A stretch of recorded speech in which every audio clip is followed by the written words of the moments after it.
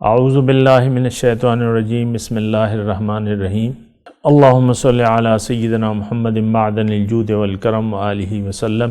سامعین و ناظرین اکرام، السلام علیکم ورحمۃ اللہ وبرکاتہ۔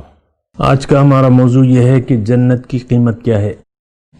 دیکھیں، ایک تو میں نے آپ کو پہلے بتایا کہ جنت کی قیمت وہ لوگ پوچھیں گے جو جنت حاصل کرنا چاہتے ہیں۔ یہ بات بھی نوٹ کر لیں کہ جنت کے لیے اگر آپ کوشش نہیں کریں گے تو جنت آپ کو نہیں ملے گی، یہ بات نوٹ کر لیں۔ اور یہ تو دنیا میں بھی ہے، یہی طریقہ ہے، جس کام کے لیے آپ کوشش کرتے ہیں یا طلب کرتے ہیں پھر کوشش کرتے ہیں وہی ملتی ہے۔ بچہ آپ کا توتلا ہے، لیکن آپ کا خیال ہے کہ آپ اس کو ڈاکٹر بنانا چاہتے ہیں تو ڈاکٹری کے راستے پر آپ ڈال دیتے ہیں، اچھے تعلیم وغیرہ وغیرہ۔ ایک دن کیا ہوتا ہے کہ بچہ پڑھ لکھ کے ڈاکٹر بن جاتا ہے، پھر ڈگری جب لیتا ہے تو اپنی ٹوپی کو ہوا میں اچھال کے خوشی کا اظہار کرتا ہے۔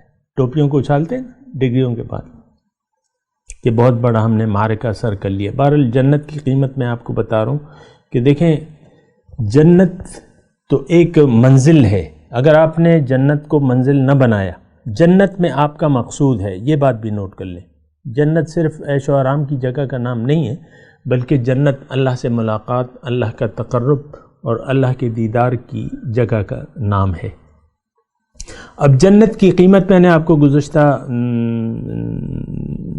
اس میں بتائی تھی نشست میں، اور اس میں میں نے یہ کہا تھا کہ جنت دیکھیں آسان ہے۔ جنت بہت سستی ہے، سستا سودا ہے۔ ایک اس میں اللہ تعالیٰ کا یہ تقاضا ہے کہ تم اپنا رخ میری طرف کر لو، دنیا کی طرف سے رخ پھیر کے، دنیا کو چھوڑ کے نہیں، رخ دل سے مجھے چاہو اور اپنا رخ میری طرف کر لو۔ دنیا کے کام بے شک کرو، لیکن یہ ہے کہ رخ میری طرف کر لو، مجھ سے محبت کرو، اپنا رخ میری طرف کر لو اور پھر زندگی میری مرضی سے گزارو۔ یہ بات ہماری سمجھ میں نہیں آتی۔ ہم عام طور پہ ہماری سمجھ میں تو کوئی بات نہیں آتی۔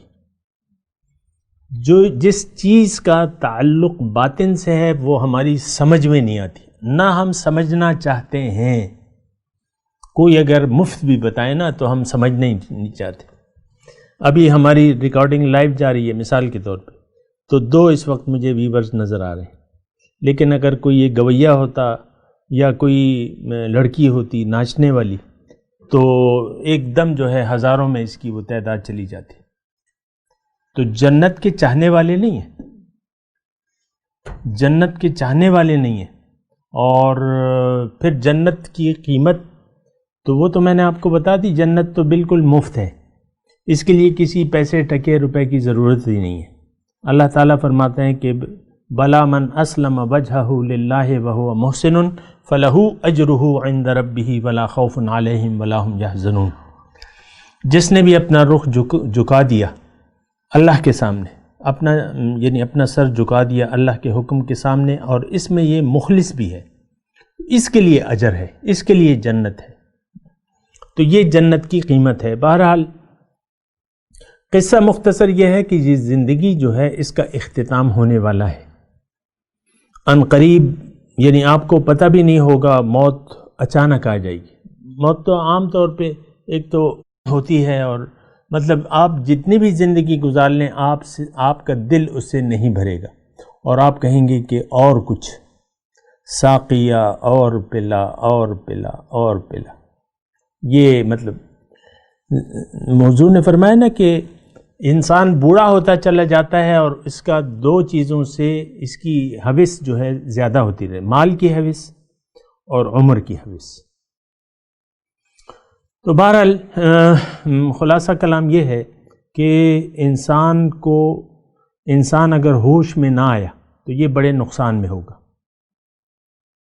اللہ تعالیٰ نے 17ویں پاری کے شروع کی آیت ہے کہ اقترب للناس حسابہم وہم فی غفلۃ معرضون۔ لوگوں کے حساب کتاب کا وقت قریب آ پہنچا اور یہ غفلت میں ہے، اور انہوں نے منہ پھیرا ہوا ہے مجھ سے۔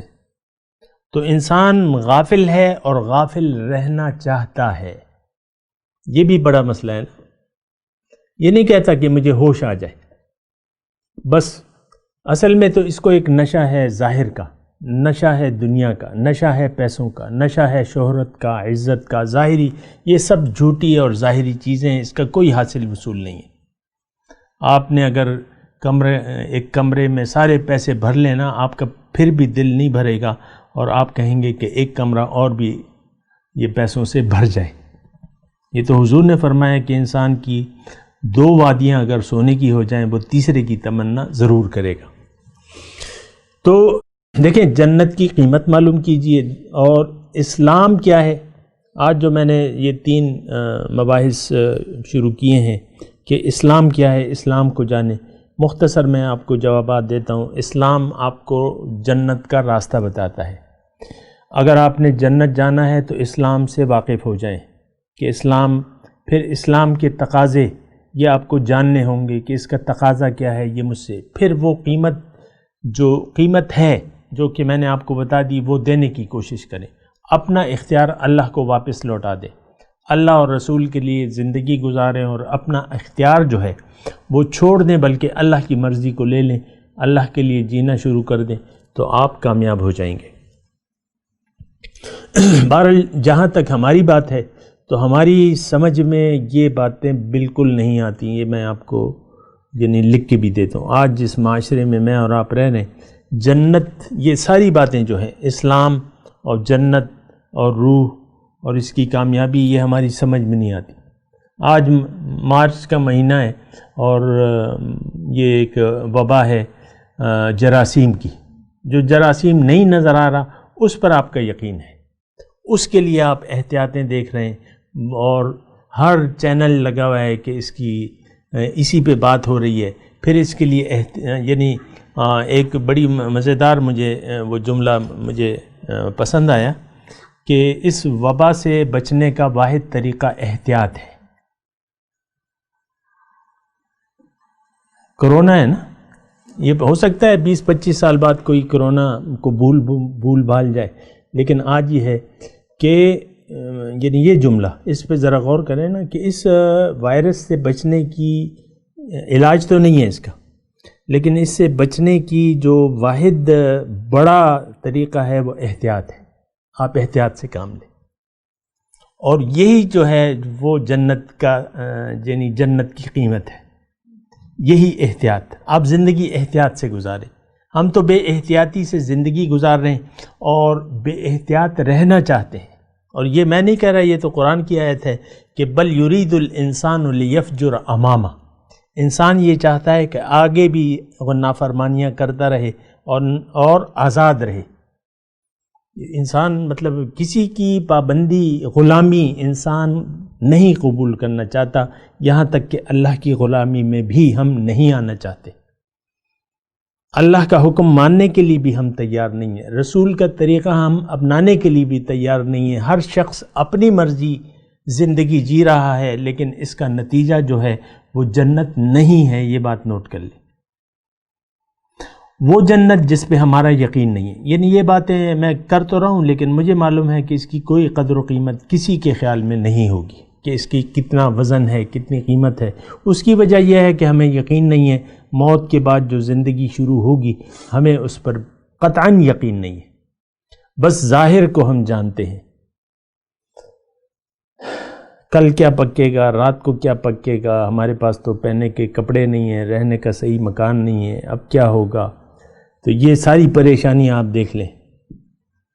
تو بہرحال یہ مطلب یہ ہے کہ ہمیں سوچنا ہوگا، سوچ سمجھ کے اگر آپ نے زندگی نہیں گزاری تو آپ نقصان میں رہیں گے، یہ بات نوٹ کر لیں۔ احتیاط سے اگر آپ نے زندگی نہیں گزاری تو آخرت، دنیا میں بھی آپ نقصان میں رہیں گے اور آخرت میں بھی آپ نقصان سے دوچار رہیں گے۔ لہٰذا احتیاط سب سے بڑی چیز ہے۔ تقوی اس کسے کہتے ہیں؟ احتیاط۔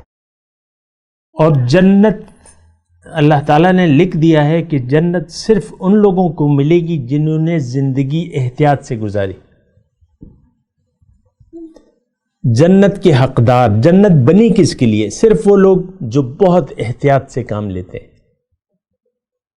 اعدت للمتقین، جنت متقین کے لیے۔ بہرحال باتیں ہیں، انشاءاللہ پھر بھی کریں گے۔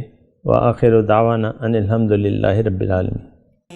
مولاي صل وسلم دائما أبدا على حبيبك خير الخلق كلهم